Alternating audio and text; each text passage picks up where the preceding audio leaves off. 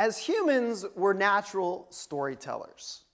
The stories we tell others, the stories we tell ourselves, create a narrative for pretty much everything that happens in our life.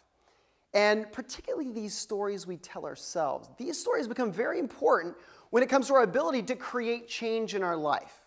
Because the stories we tell ourselves could be stories of victory. We could be the victor or the hero in our lives. We've pulled ourselves up from our bootstraps. We've created success in our lives.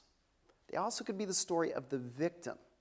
These self-stories we tell ourselves and run in our heads all the time explain where we're at in our life, the reason where we've arrived, the reason for just about everything that's happened to us. And when this story becomes a story based on faulty assumptions, or we're a story of a victim or anything else like that, it can derail us from our mission to become our best self. Now, when I first started working with the Human Performance Institute many years ago, one of my first programs, I encountered one of the most resistant participants I had ever had.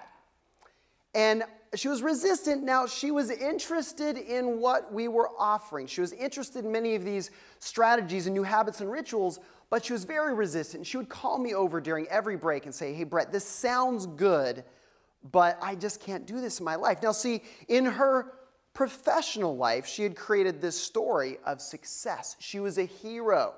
She was a victor. She had graduated top of her class in college. She had come out of nowhere, and now she was this successful corporate attorney. But in her private life, her health was suffering. Her relationships were suffering.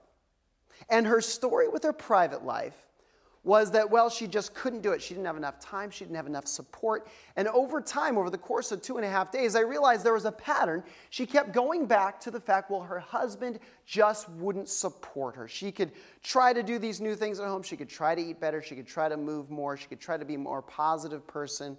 But her husband just wouldn't support her. So I picked this up after a couple days. And when she left, I said, okay, I have an assignment for you if you choose to accept it.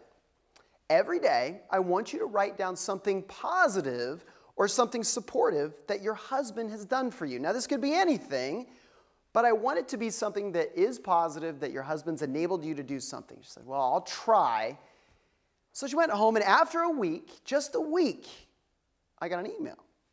And the email said, Brett, I left, and I've created some new rituals, and I'm on my 90-day mission, and my husband's been more supportive than I thought he would be. He's actually been pretty supportive. I've been doing pretty well. I know it's just a week, but I've been doing pretty well. Now, fast forward a month, get another email. Now, this was a gushing, full-page email. It started with, Brett, I'm so excited. I've been very successful so far in my 90-day mission.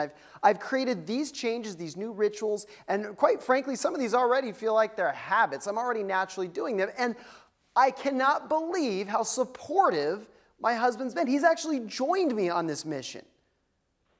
But that was the first part of the email. The rest of the email went on to talk about the role of story. And she realized the stories she had been telling herself in her life were disengaging her. They're derailing her mission in her private life. She had used her marriage as a barrier, as an excuse, as a faulty assumption, so that she couldn't do the things that she wanted to do in her private life.